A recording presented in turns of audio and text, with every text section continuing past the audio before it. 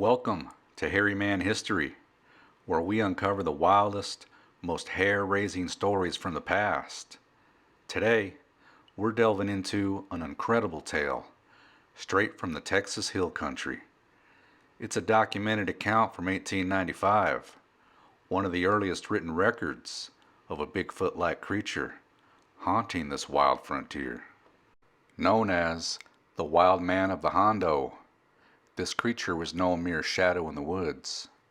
It left behind a trail of terror, spooking ranchers, ambushing wedding parties on hoof, and crashing a 4th of July shindig in the most bone-chilling way you can imagine. Cowboys claimed it tormented their longhorns during cattle drives, sparking wild chases across the countryside. Forget the classic tales of cowboys and Indians. This creature gave rise to an entirely new kind of legend. With its immense size, wild looks, and downright violent behavior, it struck fear into anyone unlucky enough to cross its path. So tag along as we journey through the rugged Texas Hill Country, packed with visions, sure to spark y'all's imagination. This is an early piece of Texas history that still echoes through the hills, out here in my neck of the woods. The story comes from the Globe Democrat, Kerrville, Texas, July 24th, 1895. Wild Man of the Hondo, a Texas district that is terrorized by a naked monster. A bridal party's experience. He carries an enormous club and takes delight in frightening children. Efforts to capture him have failed. His last recorded escapade. For nearly 2 years, southwestern Texas has occasionally been agitated by rumors of a wild man who inhabited the mountains of the Hondo and the Medina. Recently, this monster has been frightening women and children and creating consternation among the settlers and cowboys. About 2 months ago, a Mrs. Anderson, the wife of a rancher living on the headwaters of the Medina, was driving in a buggy with her 2 little children along a lonely mountain pass a little after sundown, when near her home she was suddenly confronted by a naked giant who sprang into the road in front of her horse, making savage gestures and yelling like a Comanche Indian.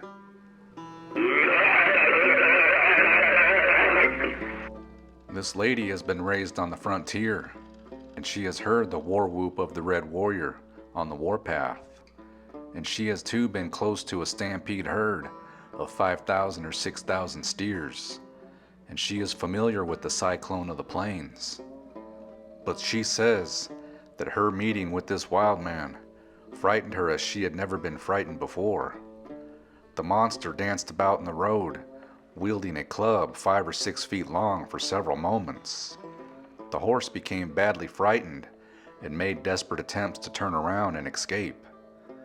Mrs. Anderson says she had hardly time to collect her senses before the thing disappeared.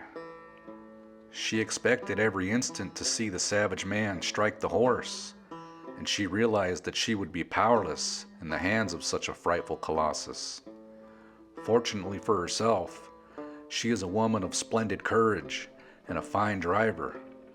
The man was no sooner out of the way than she put the lash to her horse and made him fly toward the house.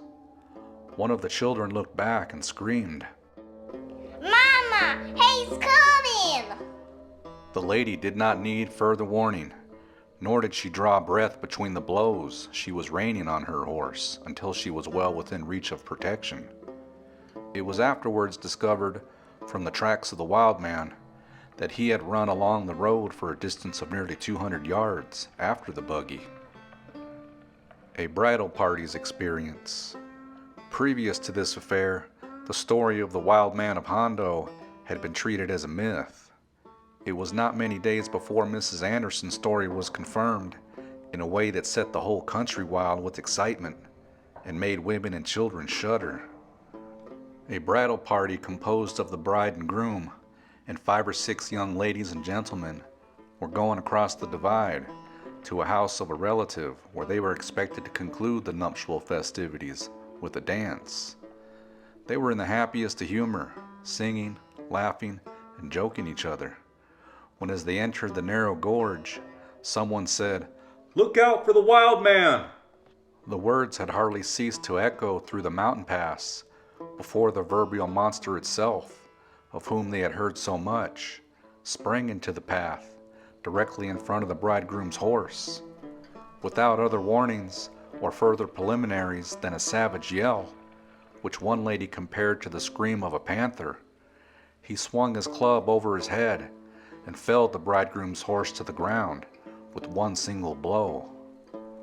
The little mustang upon which the bride was riding wheeled around in the path, and the young woman partially lost her seat in the saddle.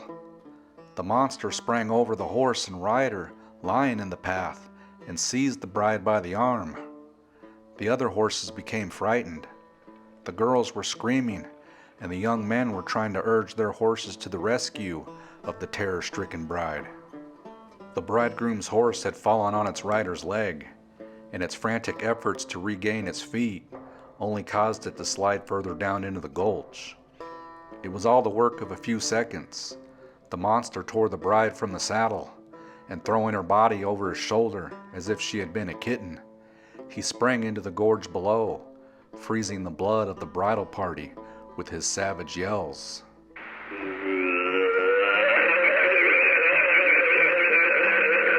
The gorge was a perfect thicket of bushes, and the first leap put the monster and his victim out of sight. The young men had their pistols in their hands, but were afraid to fire for fear of hitting the bride. All of them had been raised in the mountains, and all are noted for their desperate courage.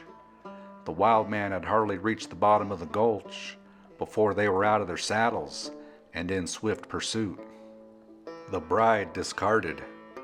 In a few moments, the ladies called to them and shouted that the monster was up on the side of the mountain, but that he did not have the girl with him.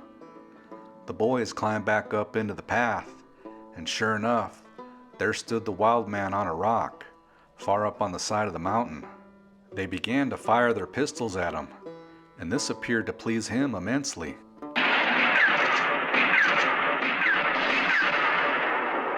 He danced and yelled and flourished his club, and several times started towards them. He was considerably beyond pistol shot. One of the young men who had remained in the gorge soon came upon the limp, apparently lifeless body of the bride. The poor girl had fainted, but was otherwise unhurt, except that her arm and shoulder pained her from the wrench that the monster had given her, dragging her from the saddle. The whole party were soon collected around the bride, and in a few moments the frightened girl recovered significantly to inform her friends that she was more scared than hurt. The bridegroom's leg was pretty badly bruised, but he forgot all about that when he once more got possession of his brand new wife. The cowboys were now on their mettle. The wild man of the Hondo was no longer a myth. They hurried the girl to the nearest farmhouse and at once set out on the trail of the monster. The girls say, and all others as to that matter, that this wild creature of the Hondo is the largest, at least the tallest man they'd ever saw. His unkempt beard and hair hang nearly to his hip, and seems to be matted with dirt and other foreign substances. His face was very white, his teeth could be plainly seen, and his arms, they thought, were longer than the arms of the average man. He makes an immense track, and has never been seen with a stitch of any kind of clothing on his body.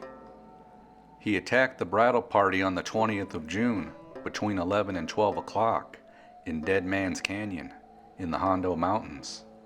And before sundown that same evening, he was seen by a sheep herder on the head of the Medina, more than 40 miles away.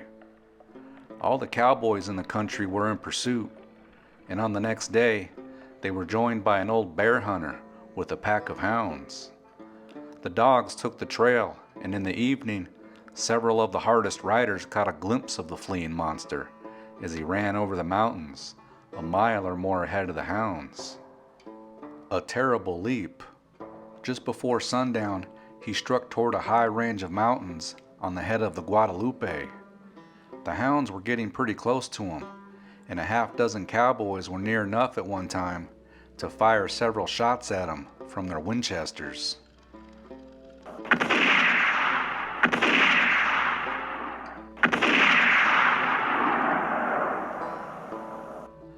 Just before sundown, he ran toward a high bluff that rises more than 100 feet above the boneyard waterhole. Now the pursuers felt sure they would catch him. Some of them circled around into the valley, while others rode hard after the dogs. He ran straight to the bluff, and there they supposed he would turn and fight the dog with his club. Never were men more surprised than when they saw the naked monster leap over the bluff. The pursuers in the valley saw between them and the wall of rock the form of a naked giant with long hair streaming in the sunlight, swiftly descending through the air. One of the hounds sprang over after him, and the dog and giant could be seen together as if they were fighting in the air. A tall elm, some 60 feet high, stands close to the bluff, the top branches reaching within from 40 to 50 feet of the high point from which the desperate man leaped. The men in the valley saw the hound and man strike the top of this tall elm. The man grasped the main branch of the tree, and the men in the valley saw him swing over the deep water hole, and then they heard a crash, and the man disappeared from their sight.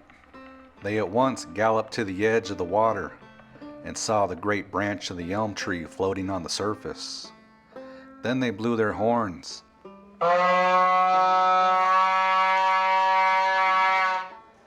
and all the cowboys who had been engaged in the pursuit gathered about the boneyard waterhole and concluded that the wild man of the Hondo was lying dead upon the bottom of that little lake, 50 feet below the surface of the water.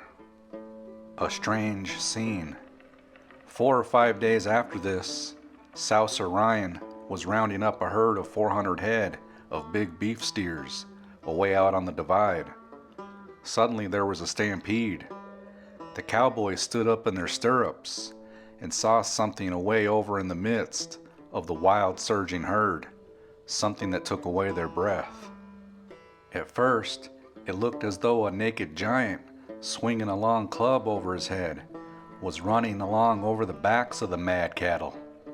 Occasionally, it looked as if the monster paused for a moment to execute a pas seul, or a war dance, on the rump or shoulders of a bucking Mexican bull. It was not long before they recognized the wild man of the Hondo, and they put spurs to their ponies and circled about, making an effort to mill the frightened cattle. When the cattle began to circle, the wild man appeared to have dropped a straddle of one of the steers. Pretty soon, this steer was thrown on the outside of the circle, and then the wild devil stood up on the animal's back. Never did mortal eyes behold such a sight. It was an enormous Mexican steer, 5 or 6 years old, with long horns that would measure 7 or 8 feet from tip to tip. The animal was mad with terror and making the wildest acrobatic efforts to get rid of its tormentor. At one instant, it got a few yards away from the herd, and a shepherd dog took after it. The monster bent over and seized the dog by its hind legs.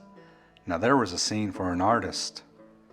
The steer plunged into the herd, and the naked colossus sprang to his feet on the animal's back, and swinging the dog around over his head, he poured forth the series of wild yells that made the cattle frantic.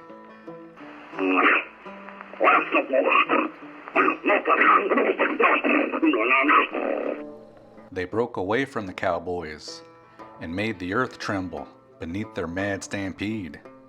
In the cloud of dust, the cowboys soon lost sight of the monster, and everybody hoped that he had been trampled to death beneath the feet of the wild cattle. His last act. Nothing more was heard of the wild man until the night of the 4th of July.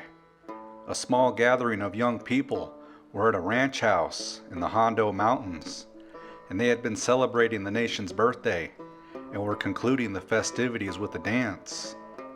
All were in great glee when the prompter, in correct Western vernacular, had just uttered the words, "Ladies to the center, everybody rack, and take up slack," when a whole window was shivered, glass rained in the air, and a corpse appeared to spring through the window and fall on the floor in the midst of the dancers. Women screamed and fled into the yard, while the men, suffering little less from terror, drew their revolvers and rushed to the window. 2 or 3 sprang outside and fired at the retreating form that was disappearing into a patch of corn adjacent to the yard. The body was soon recognized as that of a Mexican who had been found dead out on the plains a few days prior. It had been supposed that the unknown man had been murdered, and as he had no friends, the body was buried where it had been found.